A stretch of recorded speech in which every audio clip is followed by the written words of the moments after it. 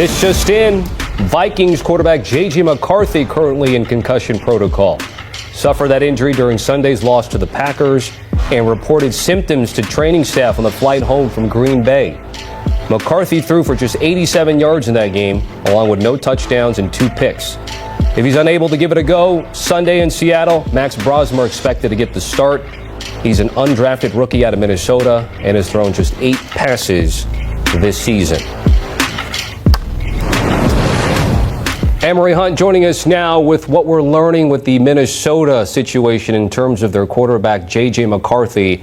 What's your thought and reaction to what we're hearing about today? It sucks for J.J. McCarthy because you want to see him get the consistency of starts, and therefore you have to work through the ebbs and flows of the good and the bad and the awful. And so because he's missing time with injury, it always resets the clock. It reminds me of when Sam Darnold, when he was with the Jets, he stringed together some good games. The next thing you know, you're like, all right, he's turning the corner. He gets hurt, and now you have to hit reset. He comes back out, struggles, sputters, and then he gets hurt again. Now you got to reset. So you see the same things with a guy like J.J. McCarthy. We've seen some of the same things so far with Anthony Richardson. If you don't have the consistency of starts, it's hard for you to build that continuity and work through those calluses that you get as a starting quarterback. But I will say this, Max Brosmer, the guy that they're going to, phenomenal season. I studied his game coming out of Minnesota. I called a couple of his games when he was at New Hampshire when they played Monmouth, and lightning quick release, great velocity. Love his footwork in terms of what he does and dropping back in terms of the boots, the waggles, the sprint outs. He can do all of those things. So no surprise that he fit in perfectly with Minnesota and had a tremendous preseason. So they may have addition by subtraction in terms of a guy that can step in, 24 years old, played a lot of college football at 2 different levels, FCS and then Power 4. So not much will surprise him. I'm glad he's getting his opportunity because he had a really good week of work at the East-West Shrine Bowl as well. So this can probably help the offense be functional like it was with Carson Wentz before you go back to J.J. McCarthy. So appreciate the Brosmer scouting report, by the way, and what to look out for. Just getting back to the Minnesota situation, because we know how stacked that division already is. Last year, we're talking about Minnesota being a playoff team with Sam Darnold, Emory. Right now, they're on the outside looking in at 4-7. And again, they had Sam Darnold last year, and I understand that J.J. McCarthy was coming back from injury, but they had an option to keep Sam around. Obviously, KOC, Kevin O'Connell, and everybody there was fully in with J.J. McCarthy. But is it just the injuries preventing him? I know you talked about the seesaw performances, but is there a bit of buyer's remorse or letting Sam go here? There shouldn't be. And Tommy, that's a great question because all last season I was saying extend Sam Darnold. There was no rush for J.J. McCarthy to be the starter because of his unique situation where he was, a 21-year-old rookie? So you still had the benefit of time with him working within the system. Kevin O'Connell's not going anywhere, so you can still bring him along slowly, a la Jordan Love, a la Aaron Rodgers, where you can give them a couple of years before they get their opportunity to start. But it takes 2 to tango and 3 to jump rope, because if you're Sam Darnold, maybe I don't want to hang around for another year of being in flux if I'm not truly the guy, if I can get the bag somewhere else. And then you have Daniel Jones there too. Like, well, I'm not going to hang around and be a 1-year rental for, the guy that they clearly drafted in the first round, whom they want to start pretty soon, probably sooner rather than later. So why would I hang around? So they kind of got their hand forced by those 2 veteran options that are now playing great elsewhere. But I was always in the court of don't rush him out there because he's super young. He's not like one of these 24-year-old rookies that play a lot of ball. And he had a lot to work through because he didn't throw a lot at Michigan. So I think it's, hindsight when we look at, man, he could have kept Sam Darnold, but maybe Sam Darnold didn't want to stay. Yep, good point about Danny Dimes as well. And he's clearly done fine out at Indianapolis. Emory, certainly appreciate it. Make sure to catch CBS Sports.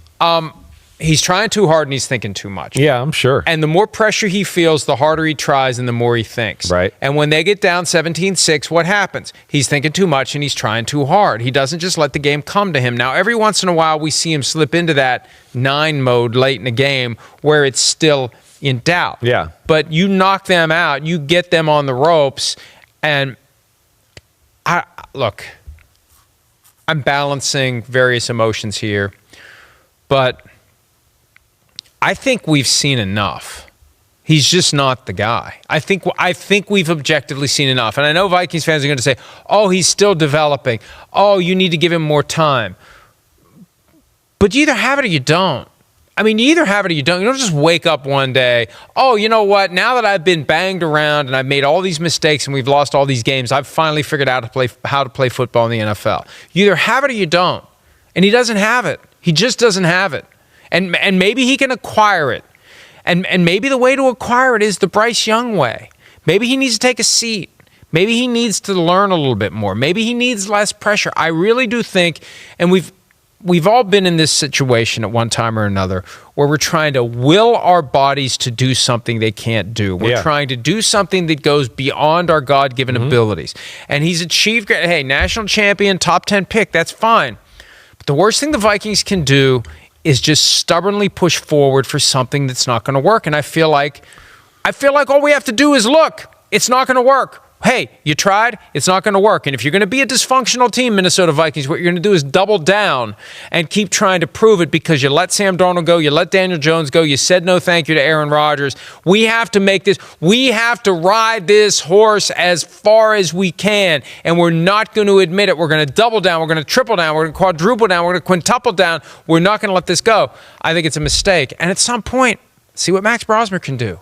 Let's just see what he can do. If the rest of this season is preseason for next year, we know what McCarthy can do. Let's see what the other guy can do because we got a decision to make in 2026. Yeah, it's going to be a big decision. I can tell you, don't waste your time. Max Brosmer is not the answer. That's not it. But let's see what he can do. The best thing is to see what J.J. McCarthy can do and stay patient here. You're not going to the Super Bowl. You don't want to rip bench him now.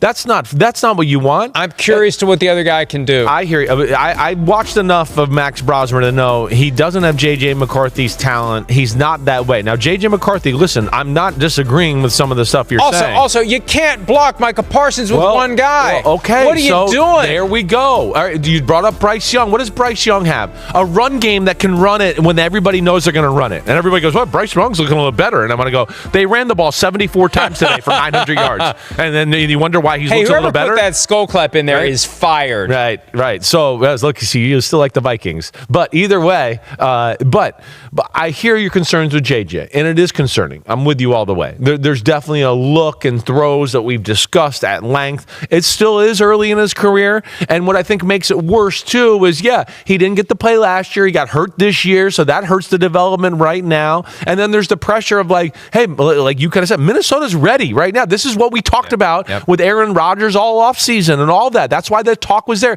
That's why Minnesota thought about Aaron Rodgers, because they looked at their team and went, we're ready right now. Do we really want to be team ready with, hey, quarterback, catch up to the team? And, of course, his injury early in the year even makes that more apparent and crazy looking right now. And then I think you throw on top of that, damn, he comes back, he gets healthy, he wins against the Lions, but then he's got to play the Ravens. And then he's got to play the Bears, who do lead the league in turnovers and creating chaos on that side of the ball. And then you play the Packers, right? So it's not necessarily the easiest teams to break back into playing again. And then he's got his own issues. And then they don't help him out a whole lot. And I think all of that. They got to play a game right now where they want to play defense, right, and keep it low scoring. That's what stunk about the muff punt. Because you're going, wait, it's 10-6?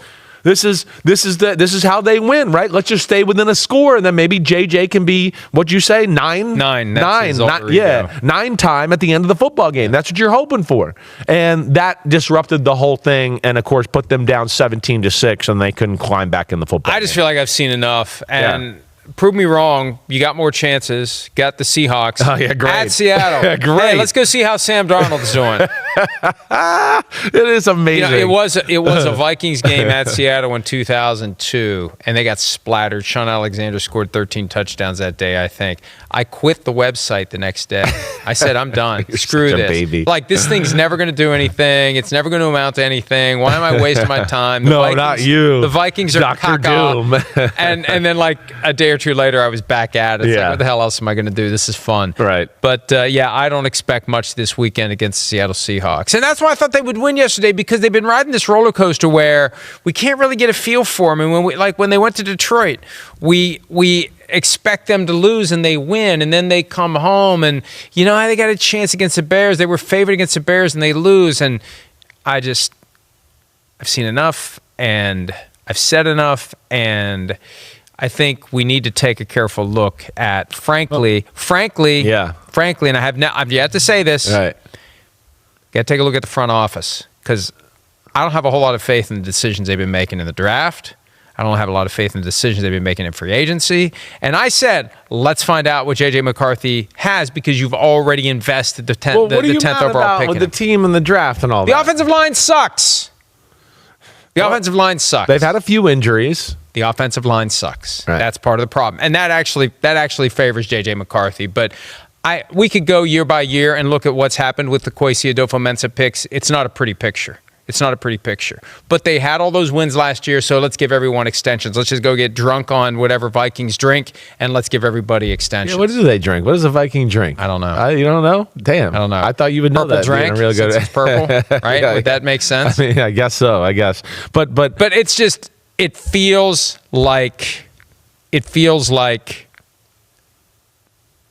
something is off badly. I like hear it. badly. There's concern. And they're never going to come out and tell us what No, it is. of course not. And I go back to the offseason when, what are they going to do with Sam Darnold? Nobody knew. What are they going to do with Daniel Jones? Nobody knew. And I was digging around, and I got the impression that the people who were dealing with the Vikings from the outside, as representatives of Darnold and McCarthy, we don't know who's making the decision. And this gets back to, and somebody made this point to me, it's entirely possible that the Vikings are a dysfunctional organization that have a coach who is good enough to mask some of it. Mm-hmm. And hey, Kevin accepted the extension. There was all that talk last year. He may become a coaching free agent. That was put out there week 18 by Jay Glazer. And it's funny, Nick Sirianni was in the same boat. Nobody suggested he was going to become a free agent. But that all got put out there, and he could have coached out the contract, and he could go wherever he wants. He decided to stay. Part of this is on him.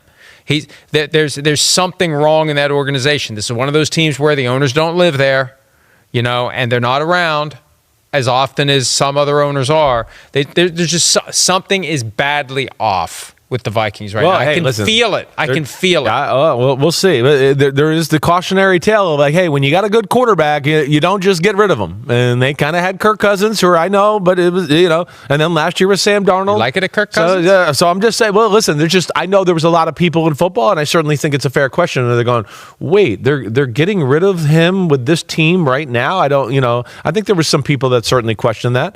But yeah, they're in a tough spot right now. And J.J. McCarthy is going to be under more pressure than any quarterback in football down the stretch. You know what I told you last week, and I wrote this at PFT. Yeah. We haven't talked about it here. Yeah. Mac Jones next year. Yeah, I mean, I feel you. That could be Sam Darnold part 2, right? They're going to get somebody in there that's going to be like, hey, if JJ doesn't work out,